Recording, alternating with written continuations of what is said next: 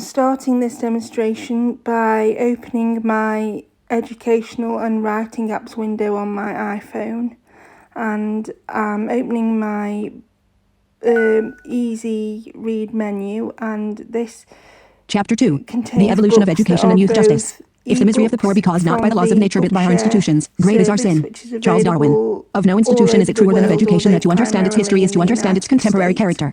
Eric Midwinter, 1973. This chapter examines some of the recurrent themes that surround education and youth justice in a historical context. It is not intended to be a definitive history of the development of education or youth justice, but rather to identify some of the early debates that have continued. I'm also a member. This app is wonderful and it allows you to keep multiple different formats in the same place. It allows you to join different libraries. If you're a member of multiple libraries, you can join several different libraries and reading services into one app so that you know where everything is, which is fantastic if you have a sort of organisational problem, sight loss problem, or sort of dyslexia or anything like that. I've found this to be an amazing little app and has helped quite a lot with my organisational and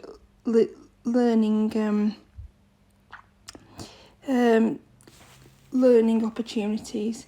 I've also included how to delete a book from your library, which is quite easy to do at the touch of a finger, and it removes it from your library of downloads, so you have space for other books.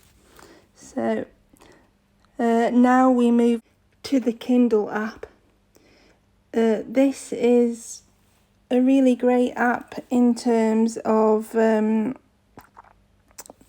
something that's already built into the iOS software, and if you don't want to use or aren't eligible for things like Bookshare and other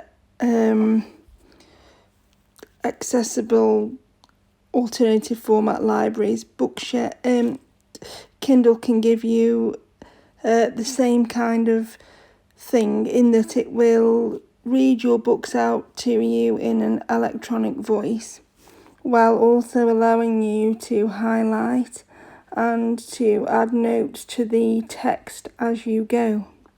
So you of course have to buy the book as you would a normal Kindle book or a normal textbook, but you can then access the inbuilt accessibility features on the iPhone or Mac iOS, and you can then play the book out loud to you, so you can catch up on your reading. If you don't have a disability, you might want to catch up on your reading whilst you're doing other things like washing the dishes. This also gives you that kind of opportunity. I have my iPhone set up so it's on a toggle system, so I can toggle the accessibility features on and off. So I don't have the voiceover on all the time, just when I require it for reading text and things. I also wanted to show you an example of the electronic speech on both the Kindle or the iOS Kindle app and also the Bookshare library of electronic books that I mentioned with the easy read format. So I'm going to include a clip first with the Kindle for iOS reading part of a book, and then I'll include a sort of screenshot of the Bookshare, the easy read app reading a Bookshare book, so that you have a comparison and an idea what the electronic voices like to listen to. Now, it's important to mention here that you can actually slow them down and speed them up.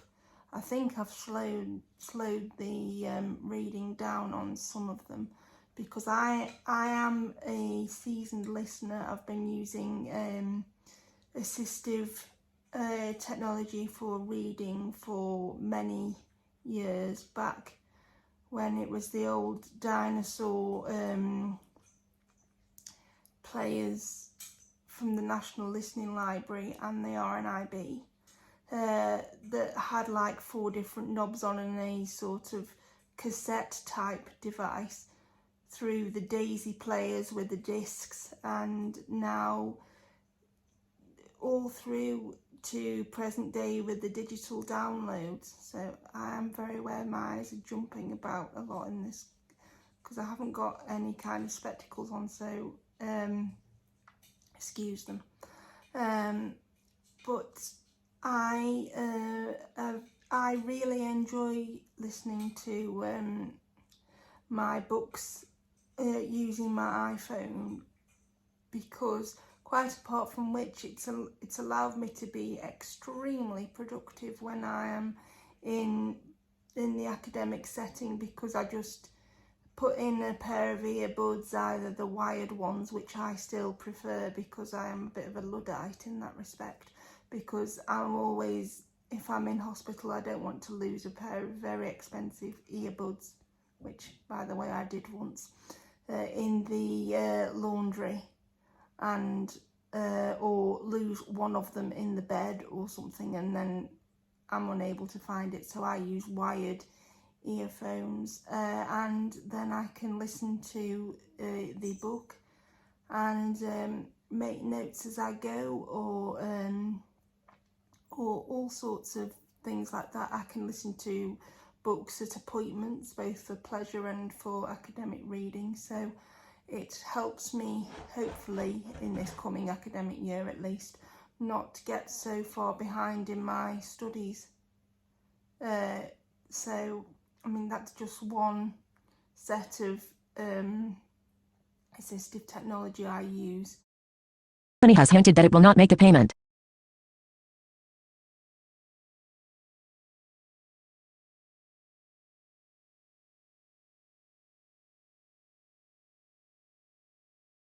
Given 2 separate sentences of 18 months hard labor to run concurrently in a local prison. Like George Beasley, William had experienced sentences of penal servitude, and he would undoubtedly have preferred it to imprisonment in local prisons to Link in the 19th century. As George Beasley and William Anderson discovered, the experience of a man or woman convicted of a crime and sent to an English prison differed significantly, depending on which prison he or she was sent to. Before 1877, those, like George Beasley, who had committed a serious crime or who were convicted of several offenses and were serving out long sentences of 3 years or more in a convict prison, were more likely to experience cleaner accommodation, better living conditions and more humane treatment. By contrast, at local prisons, in which shorter-term sentences were served, standards of accommodation and sanitation were far lower, and treatment, particularly in terms of the hard labor prisoners were expected to undertake, was often more severe. The reason for this was partly historical. Convict prisons had been built, funded, and run by the government from their inception. Local prisons did not come under government control until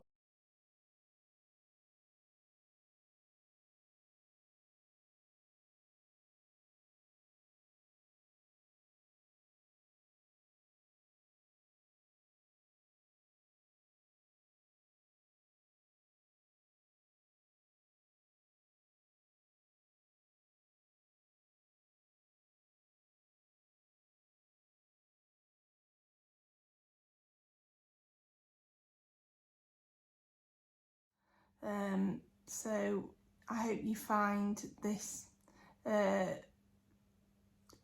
piece of video helpful, and I'll continue to do my back to school review type videos in the coming weeks.